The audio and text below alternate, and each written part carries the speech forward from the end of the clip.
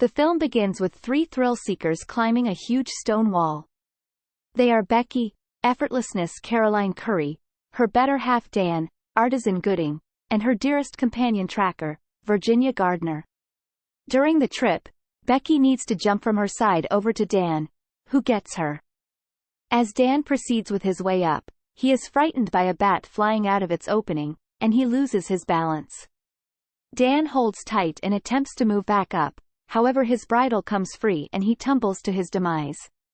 Almost a year after the fact, Becky has turned into a drunkard and hasn't continued on from Dan's passing.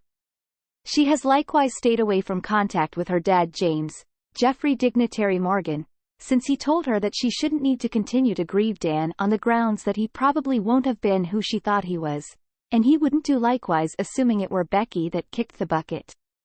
Becky later returns home from the bar and plans to end it all by going too far until she gets a call from Tracker. She appears at Becky's loft to comfort her, as well as to recommend that they climb a television tower that is more than 2,000 feet high. Becky is reluctant since she hasn't gone moving since Dan's passing. Tracker stays with her short term. Becky has a horrible that Dan is close to her in bed, dead and bloodied. At the point when she awakens, she lets Tracker know that she recollects words that Dan enlightened her concerning not being terrified to live, so she consents to go with her to the pinnacle. Tracker drives the two out to an area near the pinnacle. They stop at a cafe for food, where Tracker helps Becky charge her telephone by involving a light as a power source to connect. They then, at that point, remain at an inn for the night before their enormous trip. The young ladies drive out toward the pinnacle yet can't go farther than the entryway, passing on them to stroll there. They find vultures taking out the body of a scarcely alive coyote, and the young ladies shoo the vultures away. When they show up, Becky nearly pulls out because of nerves, yet Tracker persuades all her going. They start their ascension and stop after 1,000 feet, where they notice the view up to this point, and Tracker remarks that they have passed the level of the Eiffel pinnacle. As they get further up, they need to ascend one more 200 feet on an outside stepping stool, which is rusted and Tracker plays while attempting to scale. The two at last come to the top and appreciate the view. Tracker takes recordings for her web-based entertainment page and uses a robot to fly out around the area. Tracker then chooses to take pics while looming past the brink and persuades a hesitant Becky to do likewise. Becky likewise utilizes the chance to spread Dan's remains from the top, which makes Tracker close to home. At the point when the young ladies choose to begin moving down, Becky goes first and comes to the piece of the stepping stool where two fasteners tumbled off. The stepping stool loosens up, causing Becky to drop their pack with the robot and their water onto a satellite down underneath. Tracker figures out how to pull Becky back up utilizing their bridle, yet the stepping stool to move down is totally annihilated. Becky likewise gets a huge cut on her leg, yet Tracker makes a tourniquet for it. They find optics and a flare firearm in a compartment on the pinnacle, however they hold on to utilize it until essential. The two find that they have no sign up there to call for help.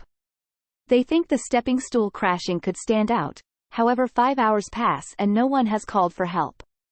With the optics, they see a trailer stopped up ahead close to the door. Tracker attempts to bring down her telephone to receive out a directive for help by attempting to have the message convey in a banquet room. She brings down it to the extent that it can go and attempts to go lower, yet it's no utilization. They choose to attempt to drop the telephone by placing it in Tracker's shoe and cushioning it with hers and Becky's socks, in addition to Tracker's games bra so it doesn't break when it raises a ruckus around town. Tragically, that is precisely exact thing occurs. One of the men from the trailer strolls his canine close to the site, and the canine tracks down Tracker's shoe and the messed up telephone. The young ladies spot them and attempt to certainly stand out by tossing Becky's shoes, yet without any result.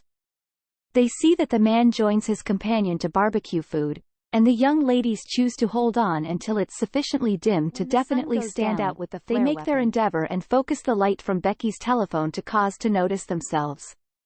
In any case, while the two men in all actuality do see the young ladies, they additionally see Tracker's vehicle and drive the trailer around there to take it. The young ladies begin to get dried out and hungry. Short term, Becky watches a video from her and Dan's wedding, yet sees Tracker looking grim behind the scenes. She likewise recognizes a tattoo on Tracker's foot that says, 143, which is something that Dan would agree in light of the fact that he could never really tell Becky, I love you, back to her, rather tapping the quantity of letters in each word. Tracker confesses all and concedes that she and Dan had an unsanctioned romance that carried on for quite some time after they become inebriated, and Dan took the primary action.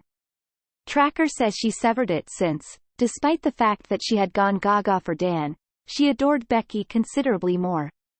The next morning, Becky notes that it has been 24 hours since they dropped Tracker's telephone, constraining them to recognize that the telephone is broken. Tracker then, at that point, says that she can descend to the satellite and get their sack to arrive at their provisions. She utilizes the bridle to bring down herself and figures out how to bounce onto the satellite. In the wake of having some water, Tracker utilizes her selfie stick to snare the pack onto the tackle and afterward use it to assist herself with moving back up.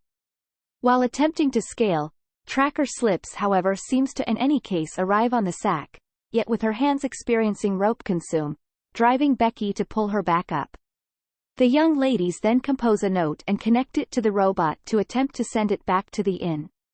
The battery is excessively low, so they fly it back before it falls. Becky recalls Tracker's charging hack and moves to the actual top of the pinnacle to connect the robot to the light outlet. At the point when the fitting won't reach, Becky purposes her wedding band to charge the current. Becky hangs on for quite a long time while a vulture flies toward her since it smells her leg wound. Becky figures out how to charge it totally and flies it out. Not long before the robot arrives at the inn, a truck collides with it and obliterates it, and the driver neglects incoherent from lack of hydration and starvation. She asks Tracker for her shoe so she can send her own telephone to call for help. It is then uncovered that the Tracker that she has been conversing with throughout the previous few hours was a visualization. Tracker never arrived on the pack and hit the satellite while attempting to move up, and she drained to death. Becky just pulled up the pack and was envisioning Tracker to not have the option to confront the way that she is up there isolated. By the following morning, the vulture has tracked down Becky resting and attempts to pick at her leg. Becky then gets the vulture by the neck and slams it until it's dead, and she starts to eat it. Becky acknowledges she has one final opportunity to get by, and she makes an impression on James, saying, sorry, for how she treated him when he was only paying special attention to her. She moves down to the satellite and removes Tracker's shoe to place her telephone in, and afterward stuffs the shoe in Tracker's stomach since a vulture was at that point picking at her carcass. Becky drives Tracker's body over the satellite so the message can go out. James is then seen heading toward the pinnacle, where he tracks down an entire group of specialists at the scene. He finds them taking Tracker's body, which he fears is Becky, until he finds that Becky has previously been protected and cut down securely.